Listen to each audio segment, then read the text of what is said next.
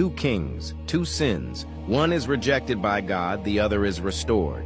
What made the difference? It wasn't the size of their failure, it was the posture of their heart. This might be the most important lesson you hear today. King Saul made one mistake, and he lost everything.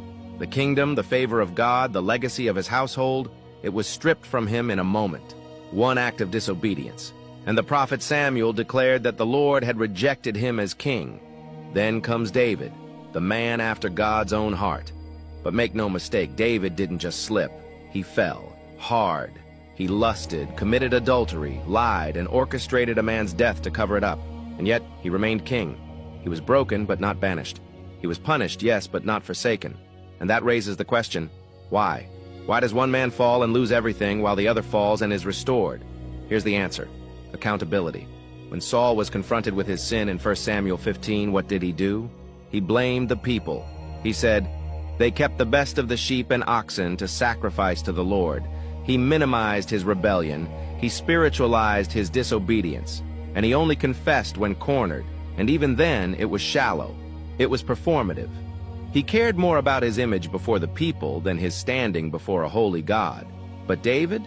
When the prophet Nathan came with a parable and pointed his finger saying, "You are the man," David didn't make excuses. He didn't deflect. He didn't try to spin it. He responded in 2 Samuel 12 verse 13 with just 5 Hebrew words. "I have sinned against the Lord," period.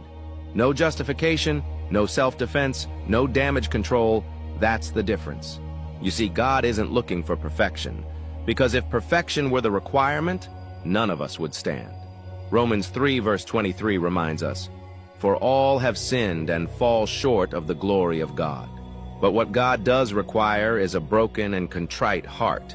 Psalm 51 verse 17. That's what David had. That's what Saul lacked. In life, you don't have to be flawless, but you do have to be faithful in your repentance. You don't need to be sinless, but you must be sincere. God can work with a man who is broken over his sin. He can restore a woman who is honest about her failure. But he resists the proud and gives grace to the humble. James 4, verse 6. The lesson here is not that sin has no consequence. David's sin cost him dearly. The sword never departed from his house, but because he humbled himself, God upheld his throne and his lineage, ultimately leading to the Messiah, Jesus Christ, the Son of David. So here's the question.